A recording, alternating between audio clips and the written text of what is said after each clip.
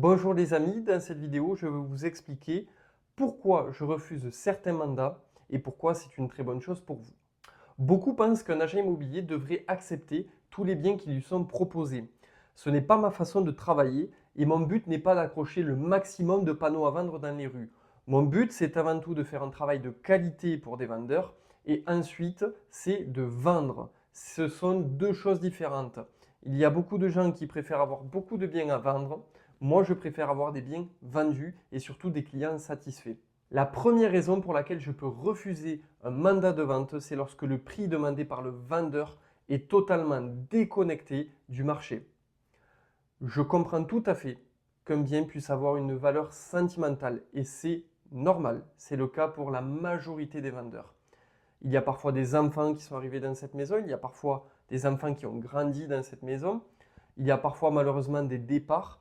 Tout ceci fait que nous avons une valeur sentimentale pour une maison, un appartement, un bien. Mais je vais vous dire une vérité. Le marché, malheureusement, ne tient pas compte des souvenirs.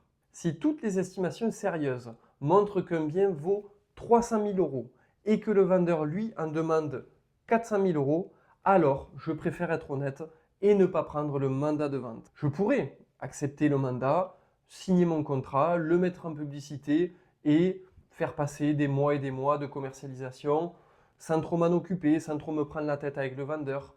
Mais est-ce que c'est honnête? Pour moi, ce n'est pas honnête et c'est surtout vous faire perdre du temps et à la fin de l'argent. Et ça n'est pas mon but. Mon but est de faire un travail de qualité. La deuxième raison, c'est lorsqu'il n'y a pas véritablement de confiance. Une vente immobilière, c'est un travail d'équipe. Si un client remet systématiquement tout en question et souhaite travailler avec 10 agences différentes, sans réelle stratégie ou sans plan, je sais par expérience que cela finit rarement bien.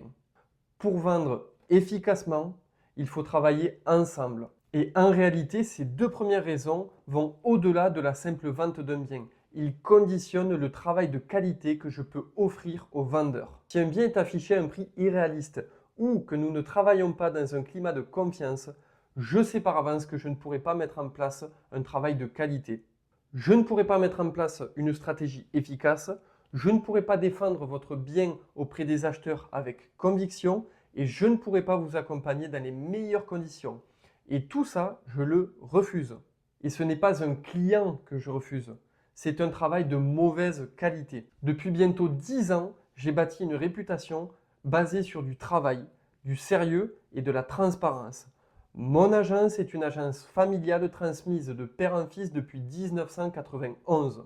Cette réputation, elle s'est fondée au fil des années et elle repose sur la confiance que nous accordent les clients.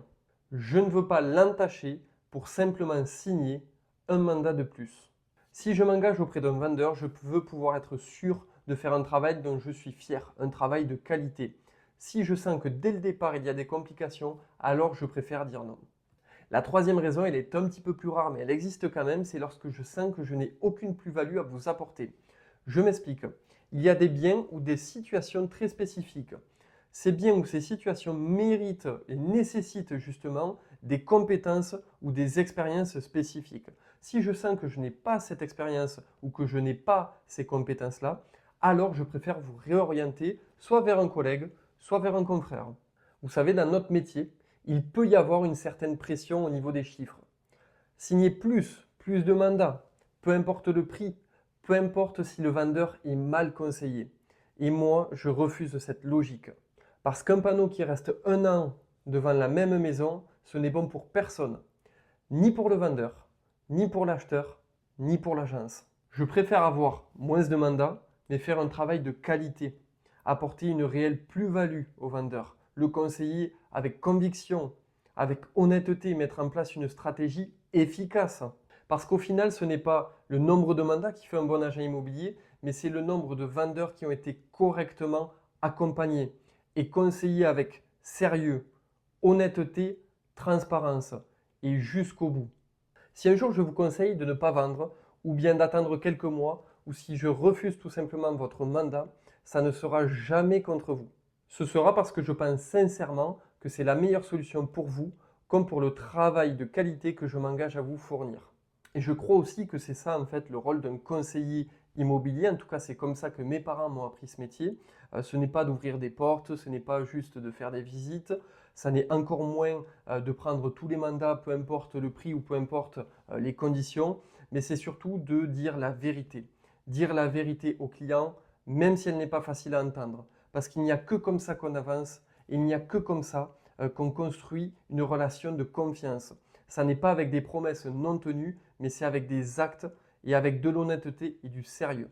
Si vous souhaitez vendre ou avoir un avis professionnel sérieux et non pas irréaliste, n'hésitez pas à me contacter pour qu'on puisse en discuter ensemble. Si jamais cette vidéo vous a plu, vous pouvez vous abonner à ma chaîne YouTube, liker et commenter cette vidéo et aussi la partager, peut-être à un membre de votre entourage qui est dans une difficulté pour vendre son bien et à qui cette vidéo pourrait aider.